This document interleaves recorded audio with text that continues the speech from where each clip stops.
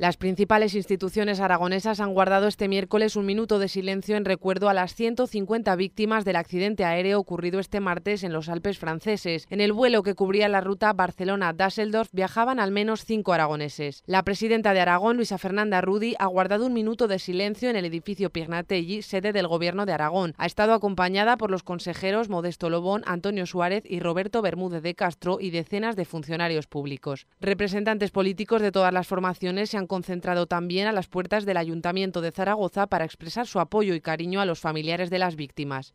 Por el sufrimiento que sin ninguna duda están teniendo ante unos hechos que son de enorme trascendencia para todos los ciudadanos. Nos ha dejado a todos desolados una situación de este perfil. Si además a esto se añade que hay gente y vecinos aragoneses de alguna manera que tenemos que compartir el dolor con ellos, pues esa es la manifestación que hoy queremos, que sepan que estamos aquí, solo les podemos dar cariño. Las Cortes de Aragón, los ayuntamientos de Huesca y Teruel y la delegación del Gobierno en Aragón, entre otras instituciones, también han recordado a las víctimas de este accidente aéreo. Aragón se ha sumado a los 3 días de luto oficial decretados por el Gobierno central.